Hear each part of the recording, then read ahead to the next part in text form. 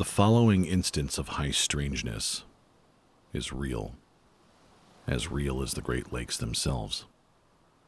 It was told to me by a man who wears a different fast food bag over his face each time we speak.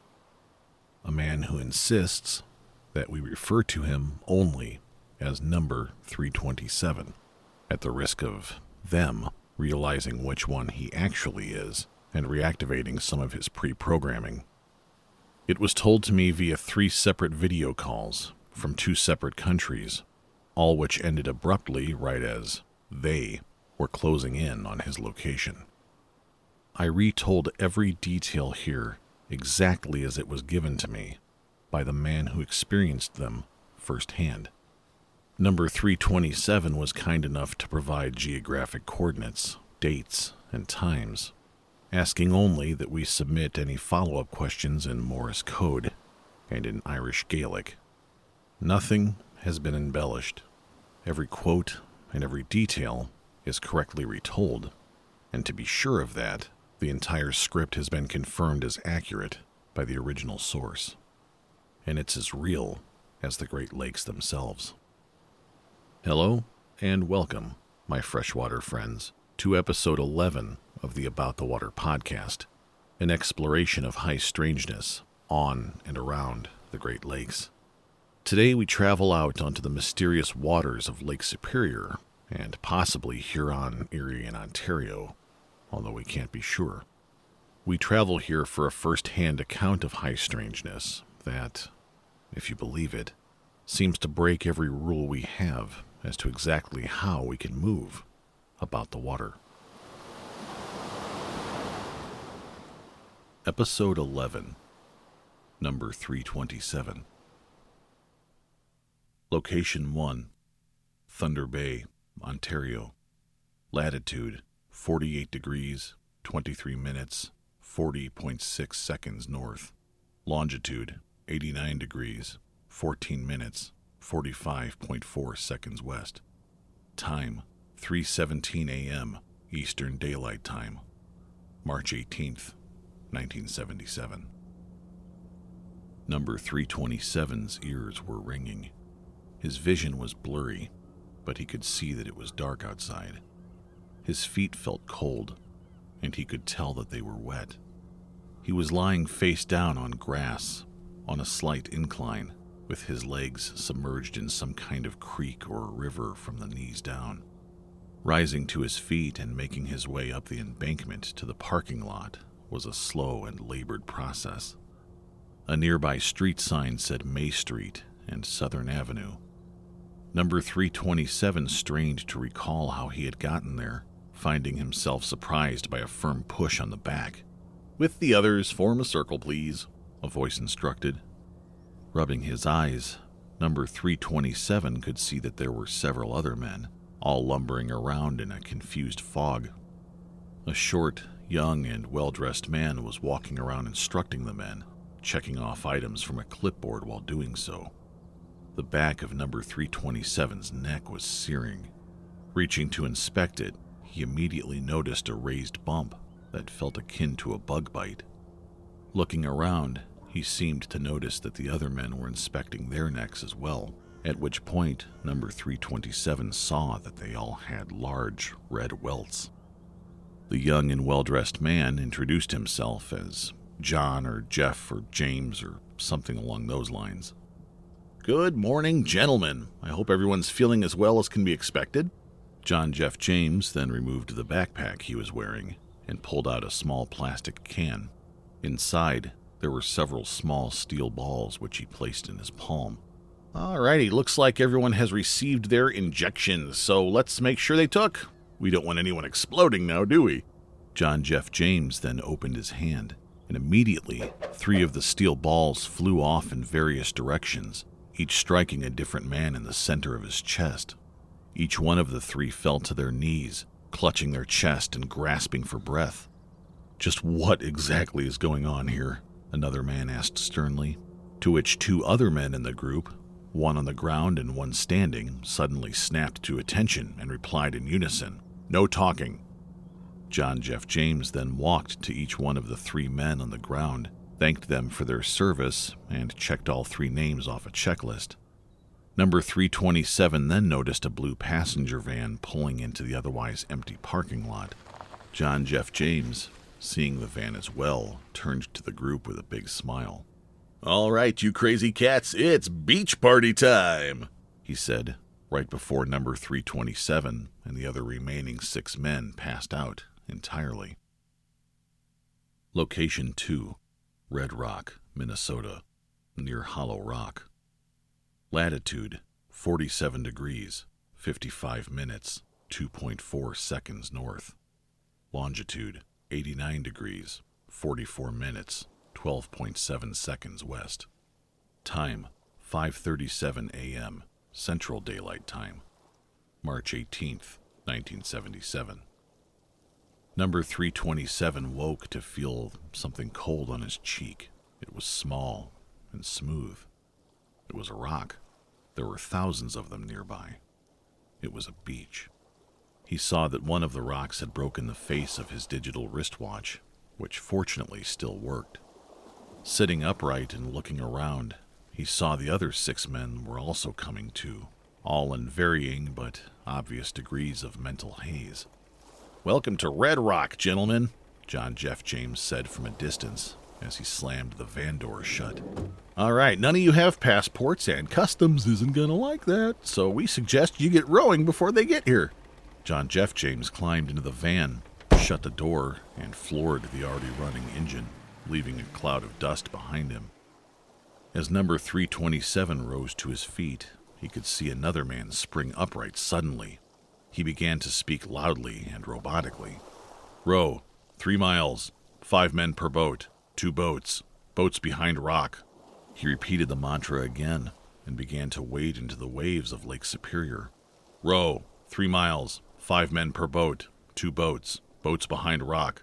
Number 327 began to pose the question to the group as to what was going on, but as soon as he began to speak, one of the other men sternly snapped at him, just as he did in the parking lot. "No talking," the man said, after which his expression returned to one of confusion. About 100 feet from shore was an unusual rock formation, a sort of sheer-faced island with a few trees on top. In the middle of it was a large hole, which formed an arch. The man who was, apparently in charge of rowing, had waded his way out to the formation and was now standing directly under it, raising his hand out of the water to beckon the others. Without any foreseeable options, the men obeyed and began to follow. Number 327 winced as the water crept up his legs and eventually to his shoulders. It was ice cold, as Lake Superior often is. As the group made their way towards the formation, 2 anchored rowboats came into view, both sitting just on the other side of the archway. The group of what should have been 7 divided themselves evenly between boats, 3 in one, 3 in the other. Realizing then that they were missing the 7th remaining man, the group began observing their surroundings. On shore, they could see one man running madly up the beach. He took off running for the main road, completely out of sight.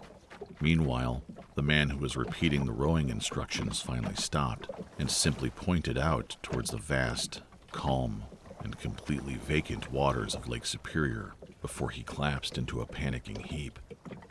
Not knowing what else to do, the 6 men began to row.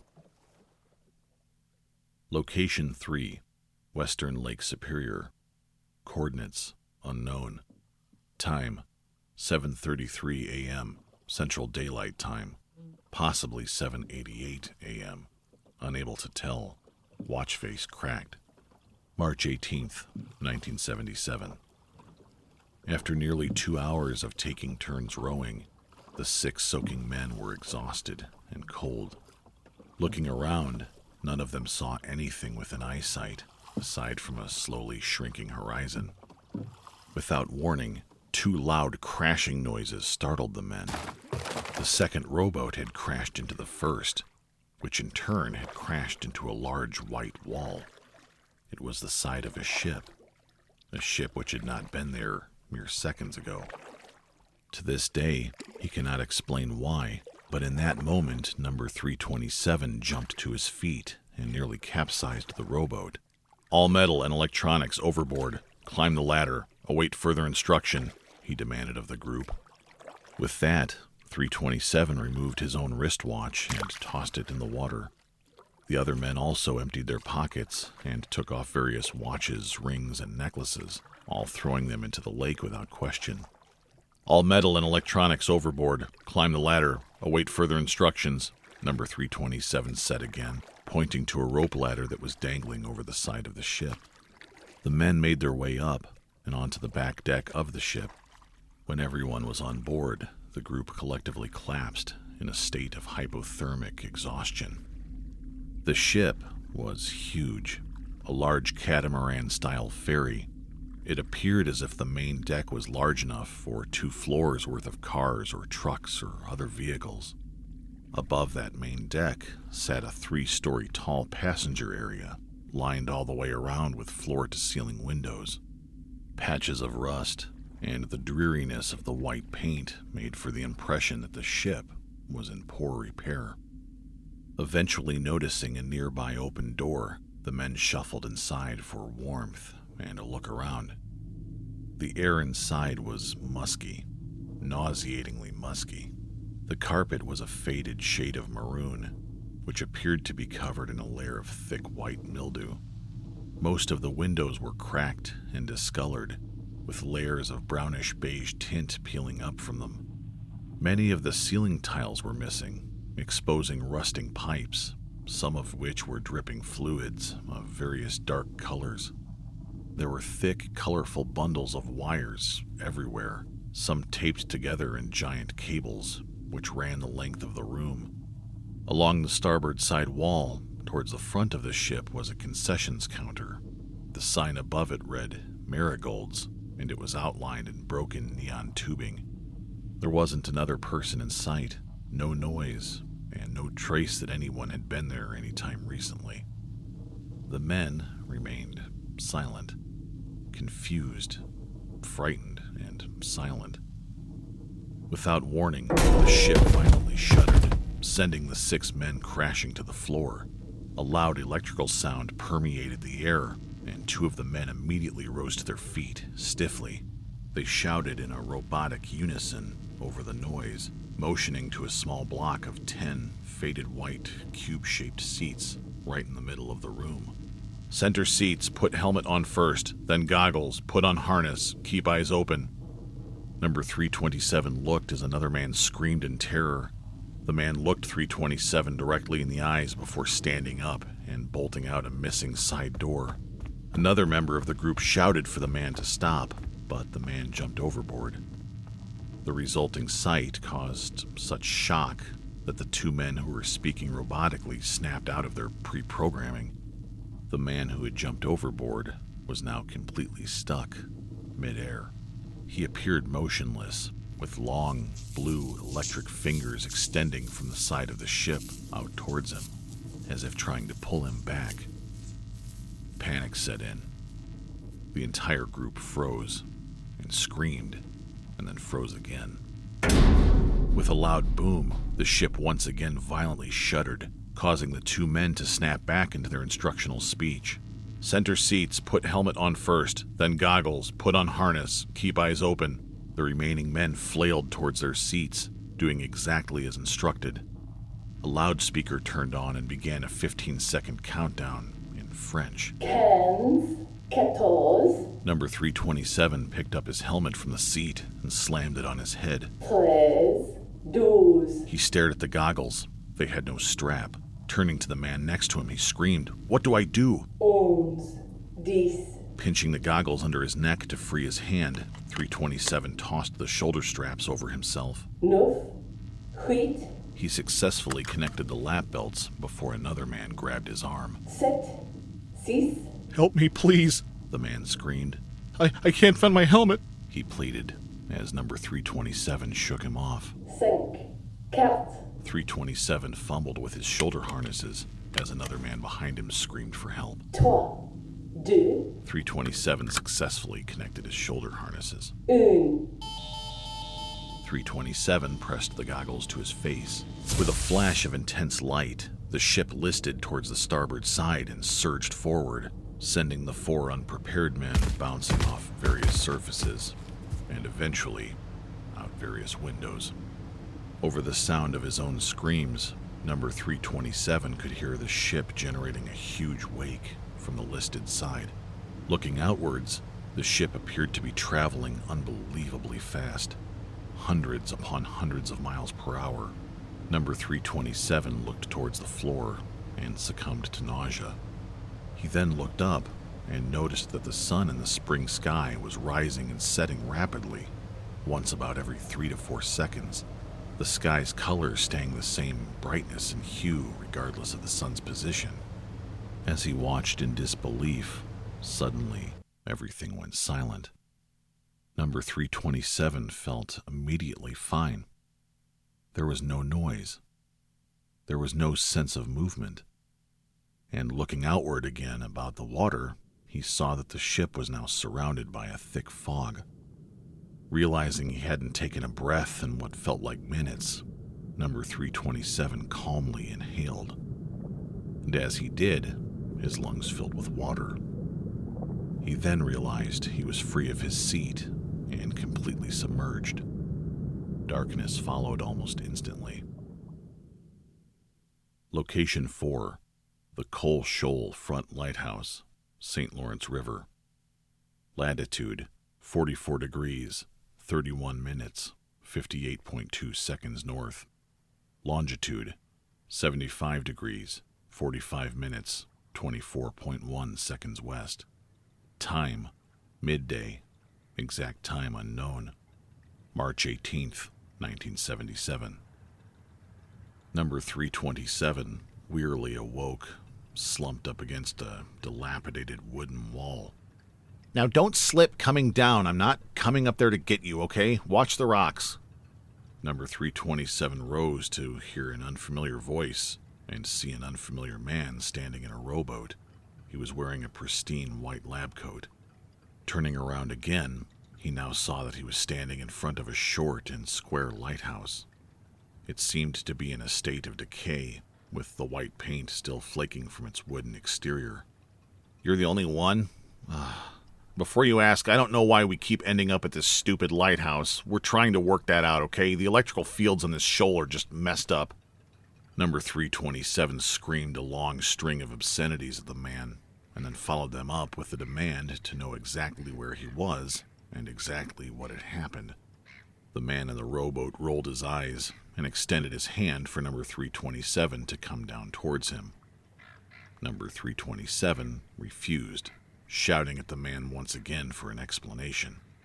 "You know what? Forget it. I am not in the mood for this," the man said, sitting down in the rowboat and rowing away.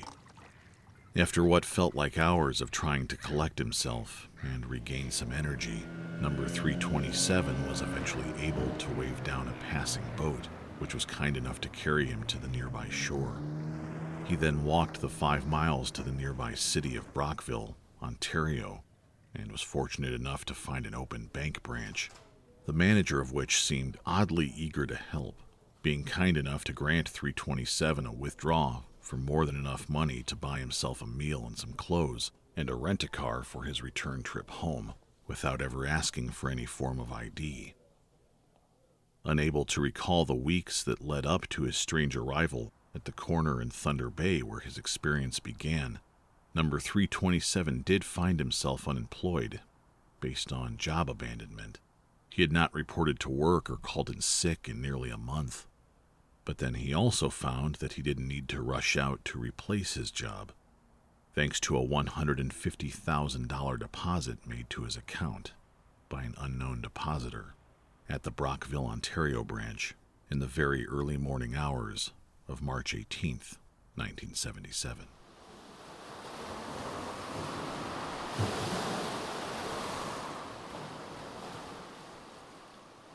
The instance of high strangeness you just heard is real, as real as the Great Lakes themselves. You may be thinking right now, how could I possibly know that? Did I fact check? Of course not. Are you confused yet? Let's assume that the events you just heard are entirely false. Regardless, the story you just heard is absolutely real. It exists. You just heard it. And before you roll your eyes and dismiss this as a bit of verbal trickery on my part, it's not. It's really not. So let's talk about how we wound up with this very real story. I spend every second of my free time searching for and sharing these strange stories about the Great Lakes with you. It's a mission that began based on some words that were spoken to me by a park bench, as referenced in episode 1. Number 327, he drifts around the Great Lakes, using a pseudonym and running from men in lab coats with a bag over his head. And of course, that brings us to you. You're so guided by that little spark of curiosity inside that you're willing to spend your very real time wading through nonsense and bogus claims of a long and ridiculous episode just to see where your rowboat ends up. And right now, in this very real moment, you and I and number 327 find ourselves engaged in a thousands of years old tradition. A strange tradition in which human beings override our internal hardwiring to seek safety and familiarity in order to explore the fringes of our metaphysical surroundings. Just like glacial and geological forces shaped the Great Lakes, we give shape to very real stories and legends and myths. And in doing so, we breathe life into the fantastic, like blowing wind into a ship's sails, so that these stories may sail past our own horizons and continue picking up passengers along the way as they become a part of these lakes, every bit as real as every drop of water in them. And if that isn't high strangeness, we should call it quits right now. However, for those of you who've made it this far, only to find yourselves unsatisfied by my long-winded allegory, this is all assuming that the events you just heard are false. What if they're not? What if we could find something tangible that could give us just the tiniest bit of fuel for the fires that are our curiosity?